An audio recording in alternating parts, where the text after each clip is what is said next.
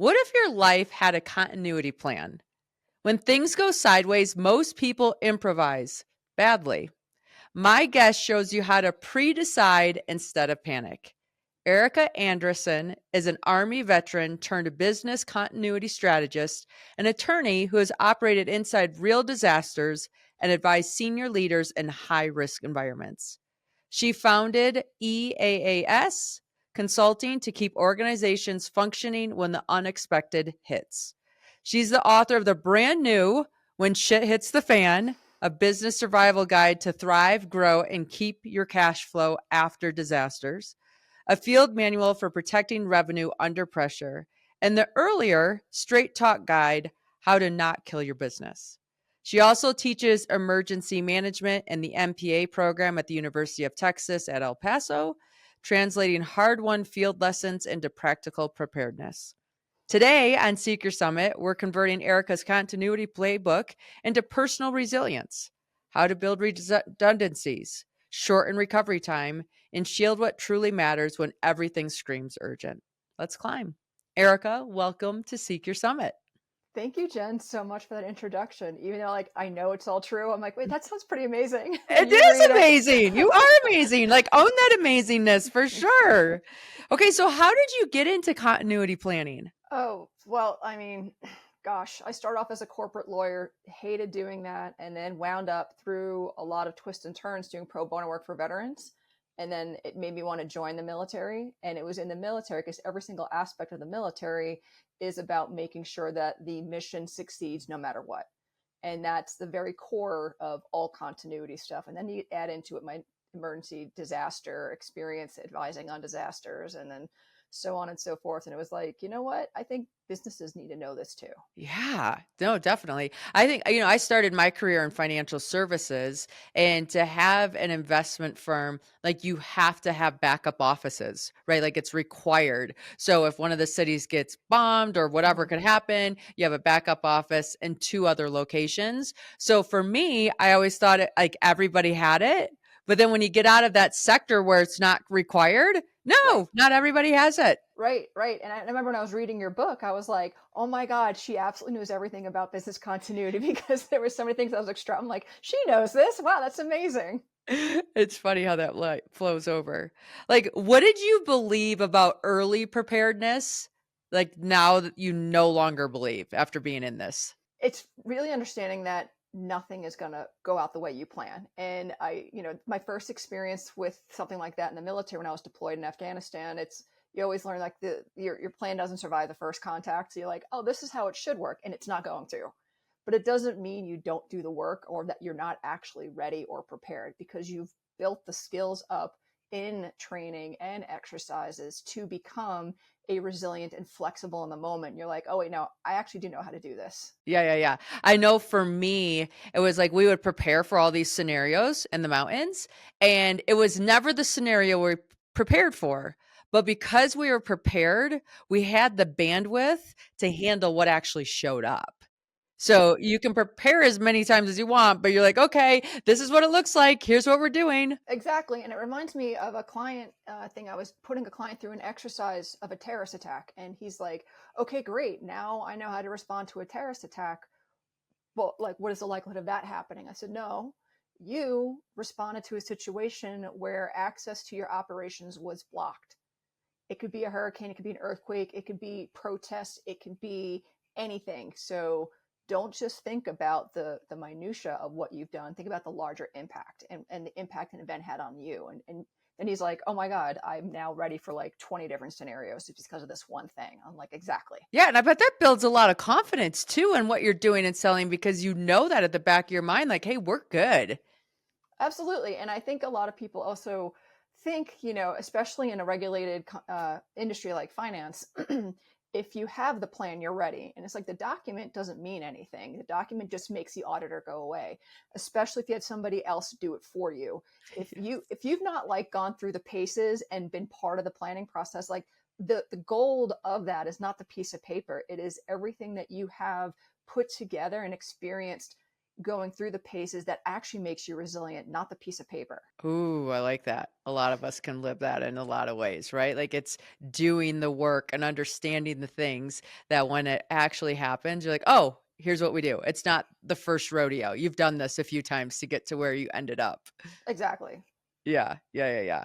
Okay, so if life continuity were a thing, how would you define it versus like classic business continuity? So I think for life continuity, pretty much every time I look at a business, I go, what is your mission? Like, what is the main goal of your business? What is your intent to serve? And that's really where you start figuring out where the important things are that you need to be secure. And I think you could do that for your business too. I mean, your personal life too. So what is the most important aspect of your personal life? What is your true goal? What are you trying to accomplish? And then you pick and choose the things to augment or to bolster that get you there. And for a lot of people, that's mental health. And I am a big proponent of mental health. I tell people all the time that I have mental health struggles because I think it's important for people to know that you can have mental health struggles. You could talk about it and still be extraordinarily successful in what you do. And an experience I had in where I live was suffered through Helene last Yeah. September. Yeah. And I think I was prepared, absolutely prepared, but I was not planning for the absolute adrenaline 24/7 that was coursing through my body in survival mode, even though I was already prepared and I was fine. But once I got safe and got to power and got to water, like I wanted to crash. I didn't quite understand. I'm like, why am I so tired? And then just certain decisions I made for my business in the week or two after, I would have made differently had I really sat back and recognized just how my mental bandwidth just wasn't ready yet to start doing work. Oh, that's awesome. I appreciate you talking about that. I'm going to hit on two topics here. So for me, I think of like, I don't know, I'm in the summer and I need to keep my body in good shape and blah, blah, blah, blah, blah.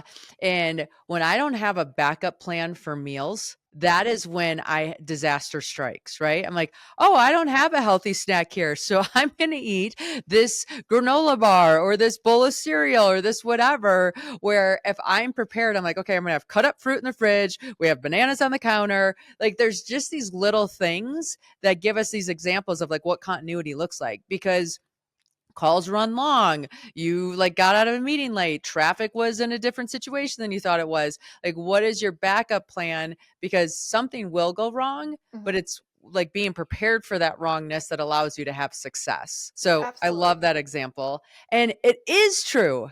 When we have these big things that happen to us, there is a mental load that I think a lot of us forget to calculate in the recalibration of ourselves and being able to take on normal life activities. When I get done with a mountain climb, I don't fly right home. I mean, I want to be home like so bad to see my family and to like go into mom mode, but I know that I need a little bit of transition Mm-hmm. before I do that. So I always stay the night in a hotel, and then try to fly out the next day, or maybe even 2 nights if there's been a disaster or something hard on that climb, particularly. Mm-hmm. I know that I need just a little bit of more time because when I come back here, it's full on and they need me to be full on. And so I know that just allowing that space to be, this threw me off my track.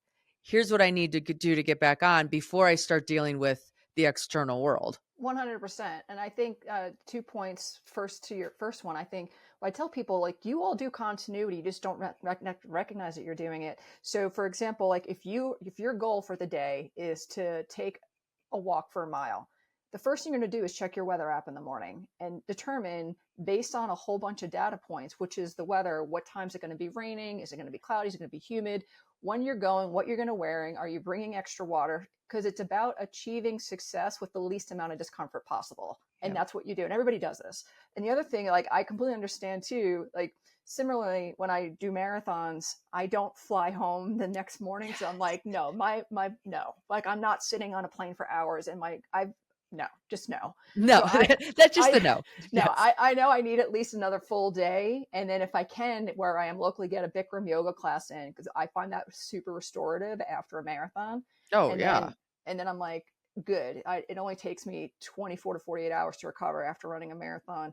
But if I flew right, I think it's nuts that people are on planes later that day or even the next morning. I'm like, okay, have fun with that recovery. Yeah, no kidding. Agreed. 100%.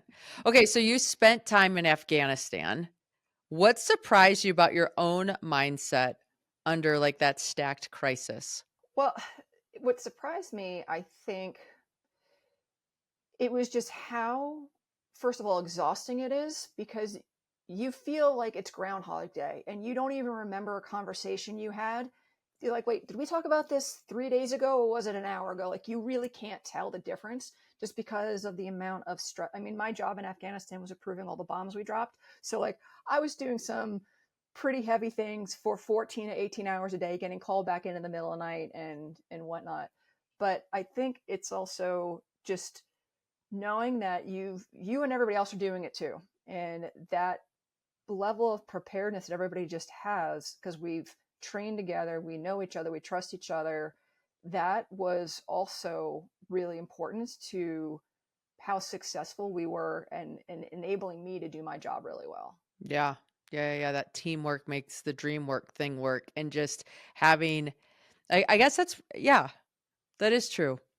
I think about climbing mountains and just we're all in this together. So by knowing that we're all in this together, we kind of hold it together for Mhm. ourselves, but more for so each other, right? Absolutely. Because if one starts spiraling, then we all start to spiral. So we know like I can't, this isn't the time or place. Like I need to keep my things in order because I know by me doing that, I'm helping you do that. Yeah, I mean the phrase in the military that everybody likes to use is "embrace the suck," and it's like we all know it sucks. It's Yeah. nothing about here. This is pleasant. So Yeah. Yeah. we're all here. There's no need to complain about it. We're aware. So let's just, we're doing our job and having the moments of, laughing here and there when we can and just enjoying meals together when we can, but also knowing that we have a job to do and that's why we're there. Yeah. So, yeah. Yeah. No, active duty is a whole new world for sure. Um, where did you have you ever had like a single point of failure in your own life and then you decide, okay, now I'm going to build a redundancy to remove it or not have this problem again? Well, the funny thing is my business is basically a single point of failure because like I am my business. So I realized I did have to reach out and there are people who I have who I can as part of like a practice and continuation agreement where I'm like, okay, if I can't do this, I trust you and I've established it. It's not just somebody who I know and I'm friends with because I'm going to be really honest. I mean, even some people who are your besties are terrible at their job. So I'm like, I actually want you to meet my standards. And I've vetted people to do exactly that. So my original single point of failure, what I originally thought of it was, um, I circumvented this by my internet for my home is a different provider than my cell phone. So I'm like, I'll always have the ability to be able to communicate if Uh-huh. one goes out the other. But then something Nice. like Helene happens and I had no power, no internet. And I'm like, well, there goes that. That plan got Yeah. shot in the face. Yeah. No, I just think of it as like a mama seven, right? I have this extra person on almost all the time. And at first we would run really, really lean, right? Because all I was focusing on was like financial metrics. Are we like keeping everything in budget and how lean can I run this machine so that we're doing well as a family? And you have kids and someone gets invited to a birthday party or all of a sudden they have a school project or all of a sudden like a soccer practice got added to the calendar. And I like, you couldn't do it with two people. And so we had to bring like an extra person on during the witching hours of the day. And sometimes that person didn't have like, necessity type activities, but just having them there gave us that like redundancy that if something happened, which with seven, there's chances that it will, that we were okay. And so had to start measuring something different. I'm like, okay, success is everybody goes to bed feeling seen, loved, cared for, and prepared for the next day. Success is not running like the leanest calendar we possibly can so that like the financial budget looks better. And so one, I had to start with what does success look like? And then two, what am I willing to allow that to cost so that everybody gets to feel a certain way and live a certain way? I love that. I think that's really wonderful because that goes back to what I said earlier about the mission of, a business is the thing that you go toward when you decide what to invest in. So, and it doesn't always wound up you having to look at the most expensive or the biggest capital expenditure as your most valuable asset. It's something else if it doesn't align or get you closer to your mission. So I love that for you. You're saying kids are they go to bed happy, they feel seen, they feel heard. That is the most amazing metric you could have, because you're right. It's not about what is the most lean budget, what is the most, efficient way to run the kids to school, and it's the other Yes. stuff. Because who cares about that at the end of the day? If they're all miserable, so what? Right. Yeah, no, exactly. It's funny because I like have to check in with my accountant. My accountant will look at my stuff and he's like, "What are you doing?" I'm like, "Come over to my house someday and you'll learn, okay? So don't pick on that line item. Pick on something else, please." It's life. It's life. But okay, so as like you have this habit of building continuity in your life because that's what you live, breathe, sleep, eat. Mm-hmm. Um, what is something like every family or founder should steal? And I know we talked about this before. Like, get us into that like macro micro practice. Yeah. So this works both for business and also for personal life stuff. When you look at the bigger picture, you realize that you're in a better place and you have more assets than you actually think about. So we'll keep going back to Helene because it really hits the point really well. When Helene first happened, they were like, okay, we have no water. So if you can go to the water distribution stations and bring your gallon container for your empty gallon water container. And people are like, I don't have one of those. And I'm like, do you have a Stanley cup? Do you have a kettle? Do you have Tupperware? It's a vessel. It's just a vessel. It doesn't actually have to be a 1 gallon container that's empty, because it's about survival. And they're like, oh. And then same thing with water. I was like, I don't have water. I didn't buy any bottles of water. And I'm like, okay, do you have LaCroix? Do you have Gatorade? They're like, yeah. I'm like, okay, it's about hydration. So pulling out when you realize like you're actually better off than you are in a lot of situations, similar to what I said about, the guy like, well, great, I know about a terrorist attack. And it's like, okay, no, you know how to handle a situation that caused you not to have physical access to your operations. So when you pull out, look at the macro in every single thing, it's like, okay, we don't need to get into the minutia because the bigger picture is what matters. Mm-hmm. Yeah, no, that's a great idea. I think of this is going to be silly in this conversation, but I think of at our house all the things that we have that allow us to handle like micro when we look at the macro. Mm-hmm. From duct tape. Do you know how much things like duct tape solves in a house of 7 children? It's bananas. Is it beautiful? Is it perfect? Is it whatever? No, but like you need to have duct tape.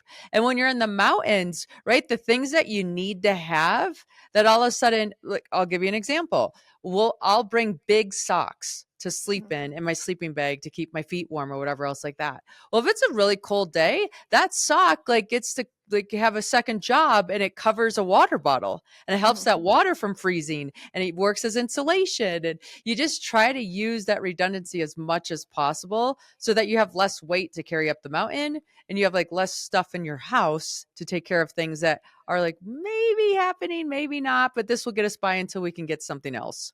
Oh, absolutely. And I know one of the things I learned from my ex, he was special forces. Whenever we go hiking, he would have hair ties. And I'm like, why do you have hair ties? And he's like, okay, so let me show you when this happens, when this happens. I'm like, yep. So I now have hair ties just strapped around my thing all the time now when I go, because I'm like, these are more than just putting your hair back when it's hot. Trust me. Yeah. If you only knew all the things I know what to do with these things. So yes. Yeah. Okay, so let's talk about signal versus noise. What weak signals tell you you're drifting towards burnout or misalignment before it's obvious? Oh, all right. When I get snippy. Haha. I get really, I know that when I get pissy, I'm like, all right, there's something that's not working right now. You're frustrated, and let's figure out why. It's more about taking a step back and figuring out why, because is it something that's internal or that I need, or is it external, or is it something I'm not handling right? So like, am I going through something right now that I'm projecting into this? Is it something that I'm being frustrated by the outside? So let me see what that looks like, and then how I can work with that, not against it. So I do a lot of things where I know if I'm very self-aware, where I'm like, okay, that escalated really quickly and there's got to be a reason. So let's take a step back. Let's journal about this. And then normally with my therapist, we talked about this, and the phrase I like to say is, wait, wait a minute, what the fuck? Because normally if I'm about to like, I've done that to somebody in an email. I'm like, wait a minute, what the fuck? And I was like, okay, that was a little harsh. And then my therapist is like, how about when you say that, you just take a second and breathe and then figure out what exactly is going on. And I'm like, that's really good advice. So I do that That to myself. breathe. Yeah. Yes. Yeah, Yeah. yeah, yeah, yeah. No, I know, like, when I'll go through my email and I'll have an email, I'm like, "Really? Like, really? You took time to send this back to me, and now I have to, like, think how much time it's taken out of my life and your life now because now I'm gonna send this back to you." And when I get in those frustrated moments, that's my clue, like, go take a lap. Jen, just Mhm. go take a lap outside, walk around the house, walk around the neighborhood, come back, and let's respond instead of react. Oh, I love that. So, resource triage. When everything feels critical, walk us through your decision making progress and explain why health is non negotiable. Okay. So, it's usually like, are we looking at reputation? Are we looking at revenue? Are we looking at health? And I think health is the most important thing, because if I can't get that under control, then everything else falls apart. And a lot of times, when I am having to make these types of decisions, I'm like, okay, first of all, what is the bigger impact? Is the thing that I'm canceling, or am I trying to move something up in order to fit in the schedule, and when everything is falling apart, does that mean more to me than the other thing? Because everything can't be important. So then I start triaging of those things, what's the most important. But it really is 1000% health, mental health, especially, because one of the things, if I do something not well, then that impacts my reputation, definitely impacts my revenue. And that did happen after Helene, where I was already late for a project because it was due the weekend of Helene. I'm like, I'll do it this weekend. I didn't have the opportunity to. And then when I told them, like, hey, I live in Asheville, and they're like, oh God, we're so sorry. We can give you an extra week. And if you need more, let us know. I wanted just to get it done. What I should have said was, you know what? I told them, like, look, I'm having a hard time focusing. Is the best I can do. I should have said, you know what? I'm having a hard time focusing. I'm not going to give you my best product. And it was going to be a product of first impression. I'm like, let me come back to you guys maybe next year, because I'm not in the space right now to do this. And because it was a product of first impression for the largest IT conference in the US, I wound up getting no interest at all from that. So it's like, all right, Erika, you don't have to be the superhero who gets everything on time and under budget, all the stuff. It's like, sometimes you can take a knee and let people know, like, I really just, it's not a good time right now, even if it's affecting your bottom line. Because if I had realized my mental health was going to cause me to produce a product that wasn't very good, then that actually impacted my bottom line worse, I think. Yeah. No, I understand that. And that health thing is so important. When I was in finance, right, we would help people plan their retirement plans or sending junior to college or to pay off their house, which all worked fantastic. But if somebody had a medical expense come up that we were not expecting, or were no longer able to work, or these different pieces, I mean, it changed the game.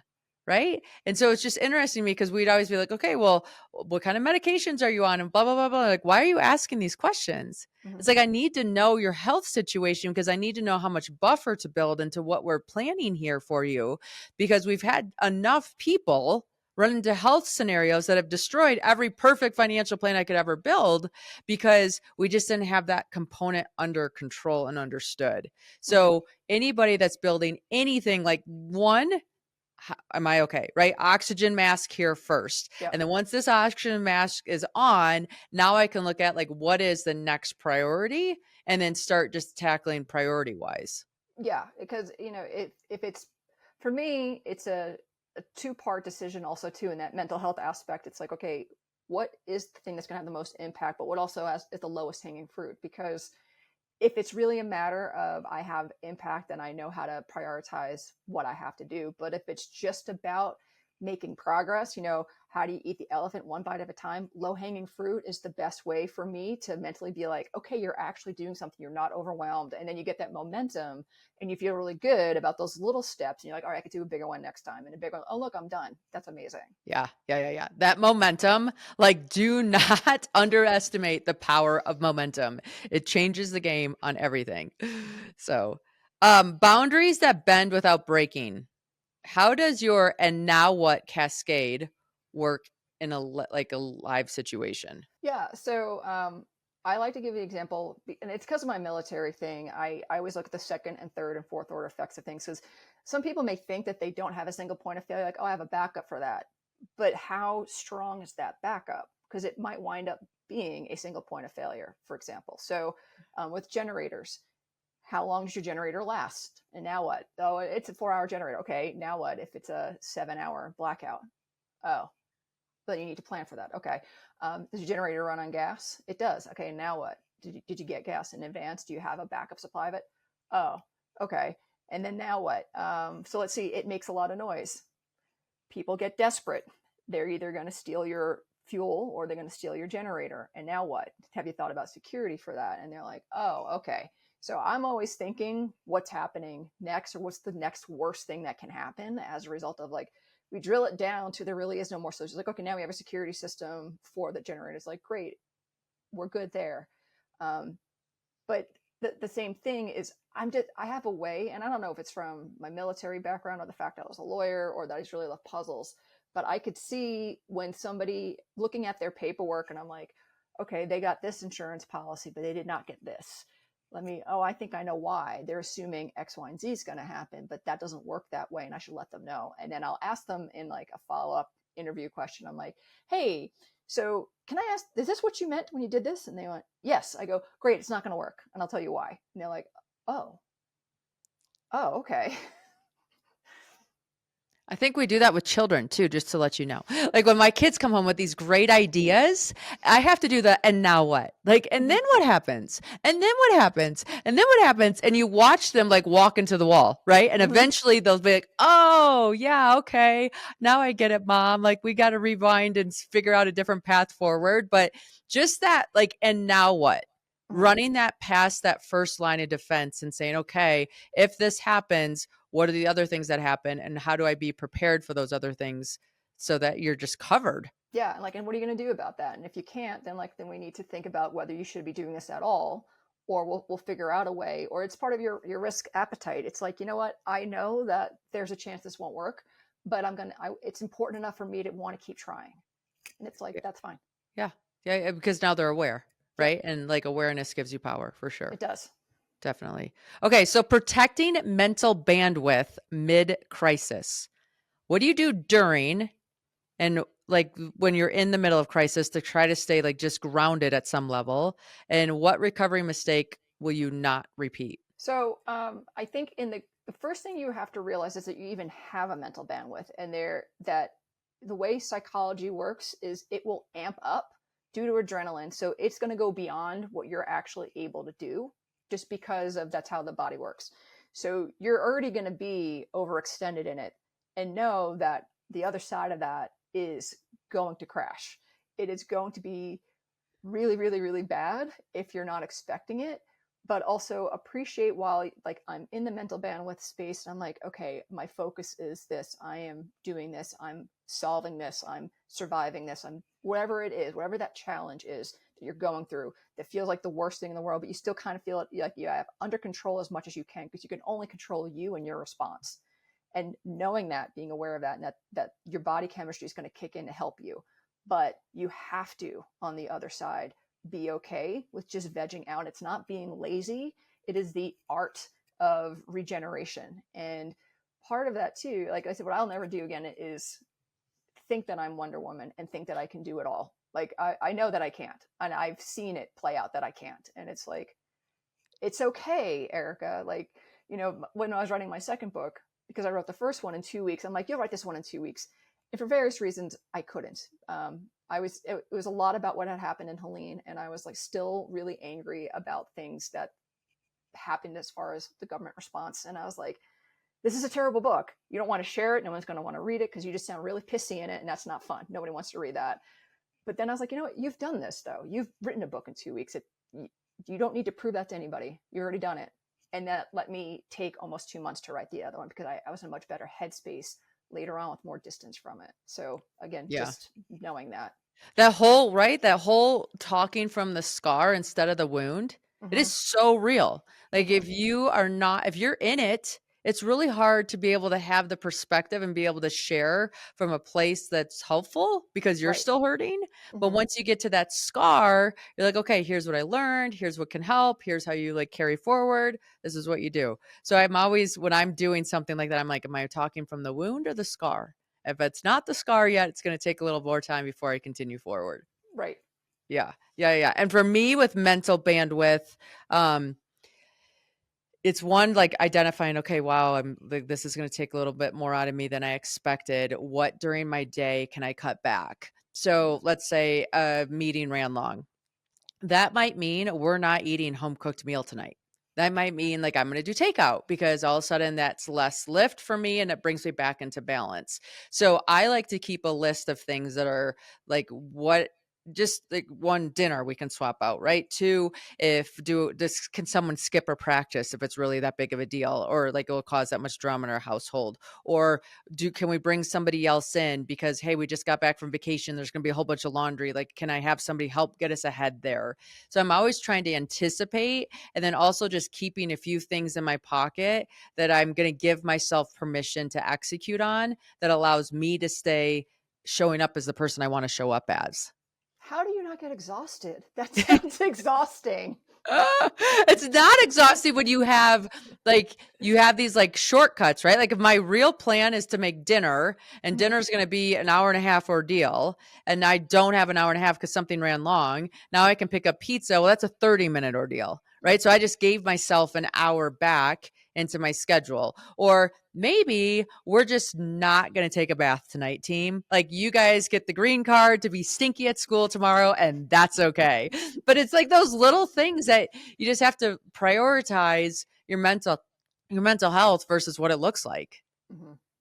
Yeah, it's just so interesting because I don't have 7 kids. I don't even have one. So I'm just like, God, that sounds just a lot. There's just a lot of people I'm managing. It's like a small logistics company over here. No big deal. We're good. We're good. What's your personal recovery window after a heavy like a heavy event, a travel experience or whatever? And what's that like step-by-step protocol to rebuild? So I mentioned earlier about vegging out, and some people are surprised at the kind of they like you're so hyper intellectual. Like I love RuPaul's Drag Race. I will binge that, and everyone's like, "Why are you watching?" I'm like, "You don't understand. I don't want to think. I don't want to think at all. I just want to be entertained. I really just want to veg out. I want to have to not make decisions because it's exhausting to have to make decisions. You know, some people are like, "Oh, what do you want for dinner?" I'm like, "You decide." It's like I could tell you what I don't want. I don't want barbecue. They're like, okay, anything else? I'm like, I'm not making a decision. You decide. I can't do it. I just can't. And that's part of my boundary too. It's like I know what I'm incapable of in that moment, and it's probably me going out to buy dinner because I can't handle, the like you even said the logistics of cooking and figuring out like, do I have all the ingredients? I don't want to. And normally cooking relaxes me, but so there is the completely veg out and give myself permission to you know, from an outside perspective, I'm not being productive, but I absolutely am being productive because I'm helping regenerate myself. I'm helping getting myself back to a place where I am going to be effective. I'm going to be impactful. I'm going to be able to be me and show up because I've taken that time without guilt to rebuild because even professional athletes have an off season. Yes, we do. Yes. And like recovery, right? So I love that you brought up that point of externally, it might not look like I'm being productive, but internally, I'm being hyper productive, right? Because you have to have the downtime for your body to recover from whatever experience you had. Lifting's a great one. So you're going to lift weights to a point of failure. So your muscle fatigues and gives out. Well, you can't keep lifting that muscle. It's going to keep fatiguing. So now you got to rest it for a day or two before you go back at it so you actually get gains that sustain. Mm-hmm. Yeah. Yeah. Yeah. I love this. Okay. So, where do companies over prepare for unlikely risks yet ignore ones that are there? Well, I think they will go through all the things like we have this event happening, we have this event happening, let's do this, let's go for a drill. But what they don't actually think of, and not to sound like a broken record coming back, but it's just that important mental health. Mm-hmm. So if there is, for example, an active shooter somewhere,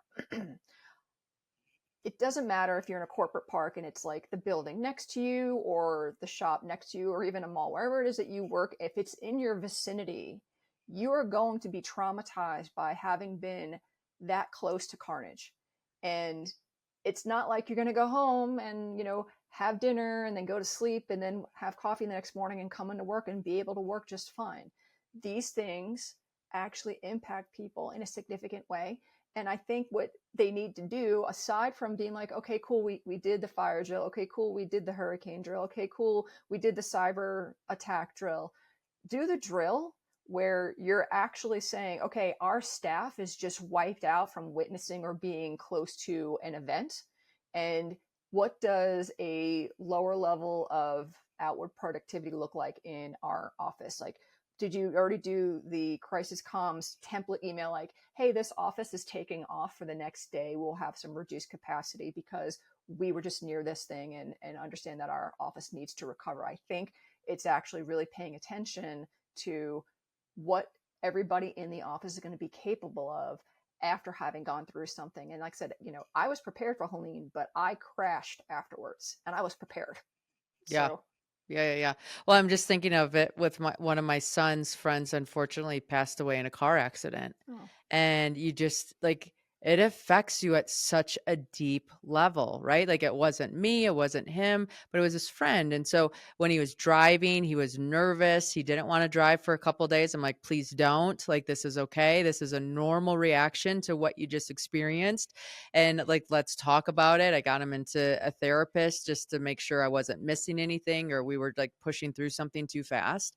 But having that emotional piece, right? Like you can set up all the other things, but mhm. that emotional piece is so critical to your overall health. And then your overall health is really what builds resiliency to be able to continue to do what you desire to do and show up the way you want to show up. Yeah, and that goes back to your earlier point about like making sure your kids go to bed happy and heard and seen.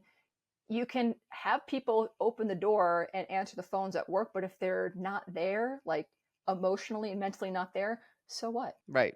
Right. Okay, we're ready for our rapid fire section here, Okay. Elizabeth. Okay, so one, the biggest risk most people ignore is. Statistics. Do you want me to Oh, explain? How rapid are we yes. going on Yeah. this? No, to explain this, we need an explanation. Okay, so I think part of it is people don't understand statistics because it's never explained appropriately. So when they say like 1,000-year flood, they think it happens every 1,000 years. That's not true. It could happen every 2 years, and it has in multiple parts of the United States. It's happened every 2 years. But also with statistics, there is the psychological affliction of optimism bias, where you hear that there's a 60% chance of something happening. You, by nature, because you have optimism bias, think that you are in the 40% it doesn't happen to. But 100% of the people believe they're in that 40%, which is a mathematical impossibility. So it's like, don't listen to and they say, oh, you're in a flood zone. It statistically floods this much. Okay, you don't need to be in a flood zone. You just need rain to cause a flood. Just because you're not in the flood zone doesn't mean you're not going to flood. And the majority of floods happen outside the flood zone. So I'm like, if you really truly understood what all this is, then you would understand just how at risk you are. Yuck. Sorry. Well, no, it's Sorry. okay. It's okay. It's okay. It's real, and real is important. Makes us better able to handle things.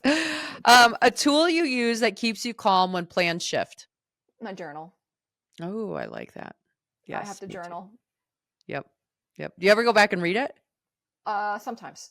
Okay. I go back, and if I think about the last time that I felt a certain way, and I'm like, well, let me see what I did. What was I thinking about then? How did I handle it then? What was like something that was really prescient in my mind in that point? And maybe it'll give me a key to either help me this time or me to go like, you've come so far, you go. Yeah, go girl, go. I'm here for that. A worry you have dropped that has given you back your energy, like hours of energy. Yeah, I don't worry about what my competition's doing because first I started realizing that there's plenty of work to go around. There's plenty of businesses that need to be resilient. And number two, they're not me. Yeah. They're not going to have my background. They're not going to have my expertise. So I, in fact, don't have competition. There are other people who do what I do, but they're not my direct competition. And that was Yes. so freeing. So freeing. Like I feel good about that. So yes, so good. What's a personal resilience strategy that you have? I think for me, it would be looking back and not forward. So people are like, oh, look forward to the horizon for your dreams. And I think for personal resilience, I think it's recognizing, looking back at how far you've come. And I think because you never can meet the horizons, you're always looking toward a goal. You'll never sit and appreciate all the things you've accomplished to get to that point. And there has been so much terrible things that have happened in my life. And I'm just like, you know what? And every time you have survived and picked yourself up and moved on and been successful. And that's why a lot of people ask me, like, do you have any regrets? I'm like, I don't, because everything I've done has got me to the point that I am today to make me the best version of who I am today. So my personal resilience is acknowledging what Erika has been through and appreciating her for carrying me forward to where I am now. And I think we could all use that in our lives, right? All of us appreciating ourselves and what we've been through and how far we've come to where we are today. Erika, this has been so insightful. I love your expertise and the way you've been able to share it with us to apply to our own lives. How do people get a hold of you to help them build their business continuity plan? Sure. So I tell people go to my website. It's www.eaasc.com, eaasconsulting.com. And there's a clearinghouse there to get my books. It's to find out what I do and all the things you can to engage me. You can send me an email directly at info@eaasc.com. Yeah, that's probably the best way. I'm also on LinkedIn, so feel free to reach out. I don't respond to naked things though, so just tell me like, hey, I heard you on Jenn's podcast or whatever. So like, yeah. Perfect. Thank you so much. Thank you.